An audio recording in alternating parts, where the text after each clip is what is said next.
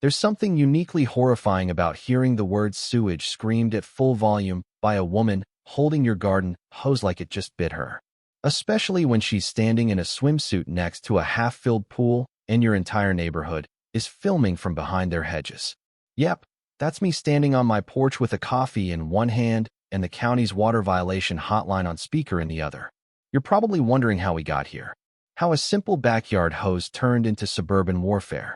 And why my neighbor Karen is now known around here as Swamp Queen. It started with a bill, not a screaming match or a trespassing charge or a drone flying over my tomato plants.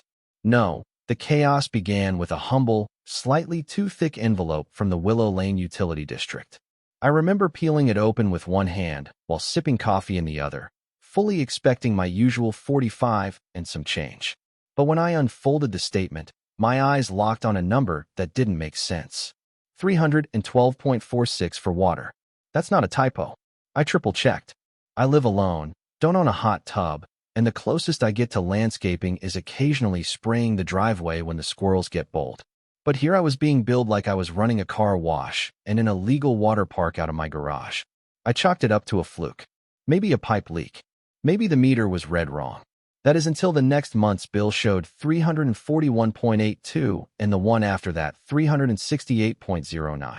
That's when I knew someone was bleeding my pipes like a tick in August. I started watching, not obsessively at first, just glancing out the window during the evening when the air cools and the neighborhood comes alive with its daily suburban rituals. That's when I noticed her. Karen Mitchell, HOA president, 5-year title holder and self-appointed monarch of Willow Bend Estates.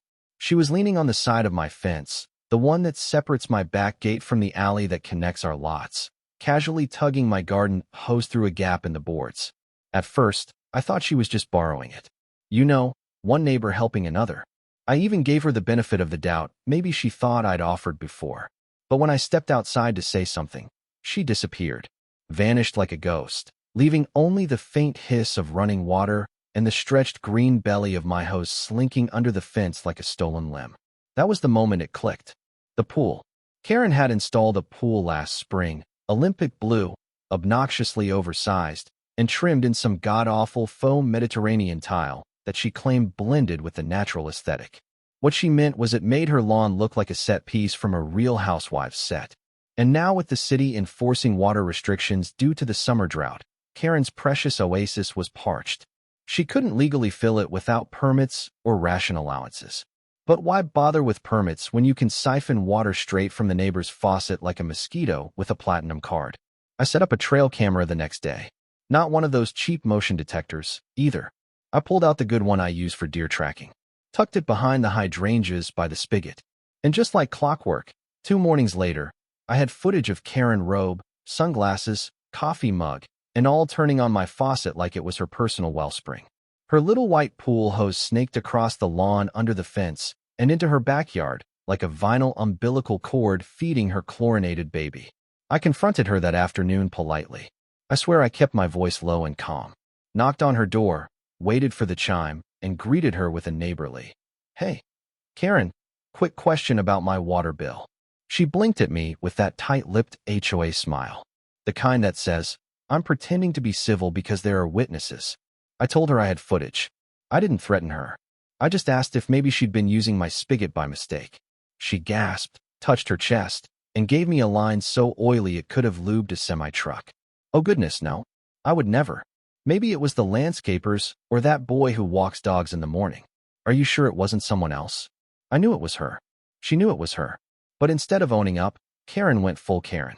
2 days later, I had a violation slip taped to my door. Improper hose storage visible from the street. A $75 fine, courtesy of the HOA. The hose, mind you, had been coiled neatly on its reel for 6 years without issue. That was just the beginning. The next week, I got dinged for excessive water usage, causing turf overhydration. Turf overhydration. My grass looked like every other lawn on the street, half dead and patchy from heat. The week after that, unlicensed irrigation nozzle. I didn't even know what that meant. Then came the kicker. A proposal at the monthly HOA meeting to create a new ordinance. All water fixtures must conform to visual standards and may not create dissonance with the neighborhood's landscaping harmony. Direct quote. Guess who submitted it? Karen. Guess who seconded it? Her best friend, Cheryl, the one with the 9 lawn gnomes and the illegal koi pond she built by bulldozing the community median. And guess who the ordinance targeted? Just one homeowner. The one with the non-standard spot. Me. That's when it became clear this wasn't just about water. Karen had declared war. Every polite conversation I tried to have after that turned into a pissing match of bureaucratic nonsense. I once left her a note asking if she'd move my recycling bin off the curb. She had. The next morning, I woke up to a noise violation taped to my garage for a wind chime. A single bamboo wind chime hung on a nail from the porch beam since 2003. The noise disruptive tonal irregularity. You can't make this stuff up. Oh, and the drone. That sweet little airborne goblin started showing up every morning around 6 a.m., buzzing just low enough to rattle the branches of my apple tree. I'd hear it just as I poured my coffee, that faint electric whine. And sure enough, there it was, hovering like a sentient piñata with a GoPro, watching my yard. I caught it on camera 3 times. Karen, of course, denied it was hers. Probably teenagers, she said, adjusting her oversized visor. So many drones these days, but I'd seen it land in her upstairs window box more than once, folding like a mechanical beetle into its nest. The next water bill hit $394. I took it straight to the city water office, demanding an inspection. The guy they sent out was a nice enough fellow, but when he read the meter and found no leaks, he just shrugged. Someone's using it, he said, patting the top of the meter cover. Just maybe not you. By this point, I'd given up on reason. Karen wasn't stealing out of necessity. She was doing it because she could. Because as HOA president, she thought the rules didn't apply to her, only to the people she didn't like. And unfortunately for me, I'd become her favorite project. That pool of hers, that greedy cement rectangle in her backyard was a monument to her entitlement. And she was going to fill it legally or not with water that didn't belong to her from a neighbor she decided to make miserable. But what Karen didn't realize was that I wasn't just a guy with a hose and a grudge. I was a patient man, a very patient man. And I had plans, real ones, because while she was busy weaponizing HOA clauses and blaming mysterious teenagers, I was starting to draft a plan of my own. One that involved plumbing, surveillance, and a little something I like to call the revenge faucet. But we'll get to that. First, I had to gather evidence, build a case, lay the groundwork for what would become the most disgusting, poetic, and legally satisfying retaliation this side of the municipal sewage line. Because Karen may have started this war with a stolen hose and a smug grin, but I was going to end it with a flood, and not the clean kind. I stopped thinking of it as a war when I caught myself whispering target acquired under my breath after installing a motion sensor behind the ELAs. That's when I knew this wasn't a dispute anymore. It was a sting operation. Karen had turned my property into a battleground. And if she was going to run this HOA like a suburban dictatorship, then I was going to be her polite, calculating little revolution. After the 3rd straight month of unexplained water bills and nightly drone surveillance, I stopped reacting and started planning. It began with cameras, plural. The first was a doorbell cam. Innocent enough. Nothing HOA could complain about, though I'm sure she tried. But the real workhorse was a camouflaged infrared wildlife camera I mounted to the gutter, aimed down at my spigot. Motion activated, time-stamped, and backed up to a cloud account she couldn't touch. I added a second one beneath the back deck, then another in the honeysuckle, pointing toward the gap in the fence where the hose kept disappearing. For 2 weeks, I let the data accumulate. I didn't interfere, didn't move the hose, didn't confront anyone. I just watched, observed, tracked, and oh boy, did she deliver. I now had 16 individual video clips of Karen, or sometimes her landscaper, a sunburned guy with a nervous twitch, pulling my hose under the fence, threading it through a series of ceramic turtle statues, and feeding it directly into her pool. The best footage. Wednesday, 10:42 a.m. Full sunlight. Karen in a leopard print swimsuit and wide-brimmed hat, reclining in a lounger while the water poured in. Her phone in one hand, a margarita in the other, and my hose resting in the corner of her pool like a guilty snake. She even had the gall to occasionally wave at the drone, which hovered like a smug little vulture over both our yards.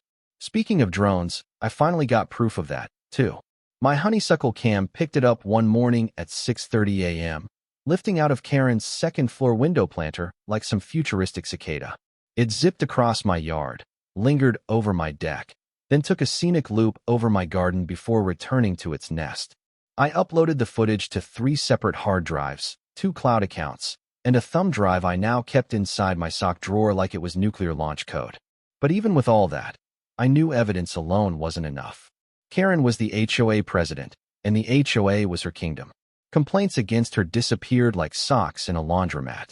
The only way to win was to prove she had no jurisdiction over me at all. So, I started digging, literally in city records. I took a personal day and spent 6 hours in the county assessor's office, surrounded by faded maps, scanned documents, and suspiciously sticky library tables. After 3 cups of vending machine coffee and enough I strained to qualify for workers' comp, I struck gold. My property, Lot 14B on what used to be the Oakage Agricultural Zone, was technically never annexed into Willowbend Estates. Back when the developers bought the land, they had to negotiate usage rights with my home's previous owner, an elderly woman named Ruth, who'd refused to join the HOA. Turns out Ruth had teeth. She'd insisted on a grandfather clause baked into the municipal zoning agreement stating that 14B would remain exempt from all HOA bylaws, so long as the primary structure wasn't demolished or reconstructed. And guess what? I bought the house as is structurally unchanged, which meant all those citations, every fine, every ordinance, every bogus infraction legally void. I sat in that stuffy records office and laughed so hard the clerk asked if I needed help. No, I told him, folding the old zoning document like it was a declaration of independence. I just remembered I'm not crazy. Armed with my exemption, I headed home to find a fresh violation taped to my front door. Complaint compost generates excessive negative energy. Suggested remediation, relocation, or total removal. Underneath in tiny print was a citation for barking with malicious tone. My dog Peaches, a 10-year-old golden retriever with arthritis and a facial expression that's permanently apologetic, had apparently violated HOA Rule 37B, Domestic Pet Sound Regulation. According to Karen's written complaint, Peach's vocal timbre expressed contempt for HOA officials. I didn't know if I should laugh or call a therapist. I decided on a beer. But while I drank it, I had an idea. If Karen was going to treat HOA codes like biblical scripture, then I was going to fight back the same way through the fine print. And lucky for me, the fine print had already gifted me an ace up the sleeve, a water covenant.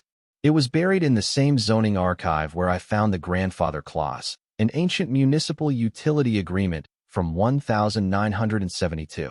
Back when the neighborhood was still farmland, the city had established a private water access covenant for the original structures, allowing designated homeowners to maintain independent water hookups in exchange for a minor surcharge that included my home, but it did not include Karen's, which meant 2 things. 1, I paid for my own water, not the HOA's bulk rates. And 2, any unauthorized redirection or usage of my line by a non-venant household. That wasn't just theft. It was a civil code violation, one that could carry fines and if proven could result in the disqualification of an HOA board member. I had all the pieces now. Video evidence, municipal immunity, a civil water covenant. And still, I didn't go to the board. Not yet. I wasn't ready to win. I wanted her to dig deeper, get smugger, bolder, because the higher she climbed on her little power ladder, the farther she'd fall. When I yanked it out from under her, I knew Karen was a creature of ego. All I had to do was feed it. So I stopped resisting. I made a show of complying with her idiotic violations. I coiled my hose in a bright yellow container labeled Karen Approved. I moved my compost 3 feet to the left and put up a sign that said, "Now certified low energy." I even bought a fake bark collar for Peaches and walked her past Karen's house every morning with a note clipped to her collar. Working on our tone, it was all bait. Every passive-aggressive compliance, every sarcastic nod at her drone, every lawn sign that said, "Ask your HOA where your water went." It was designed to make Karen feel invincible. And it worked. The citations kept coming. The drone flew lower. One morning, I caught her landscaper, not the nervous one, but a new guy in Karen's branded polo, walking my hose back from her yard like it was no big deal. I asked him if he needed something, and he just said, "Miss Karen said you were cool with it." I told him I was cool with lawsuits, too. That spooked him, but not enough to stop. 2 days later, I finally got what I needed. My honeysuckle cam caught a crystal-clear, full-color video of Karen's pool guy, an unlicensed contractor named Marcos, according to his van, running my hose over the fence, inserting it through a port in her pool wall, and leaving it to run while she laid on a float sipping sangria. The best part, she waved at the camera. She actually waved like she was on a parade float. I took a screenshot, printed it, and slid it into a folder titled Exhibit A, Her Majesty Steals. But I still wasn't ready to strike. Not yet. I wanted one more thing. Proof that she wasn't just stealing from me, but from everyone. So I filed a public records request with the City Utility Board requesting HOA-wide usage stats. Took a few days, but when they came back, I almost choked on my lemonade. Karen's address, 110 Willowbend Lane, had reported consistent low water usage every month for the last 6 months. In fact, she used less water per month than the elderly couple next door who didn't own a dishwasher. So, either she developed magical hydration powers, or she was offloading her pool refills on someone else. Me and likely others, too. That's when I finally smiled. The trap was set, the bait was taken, and the queen.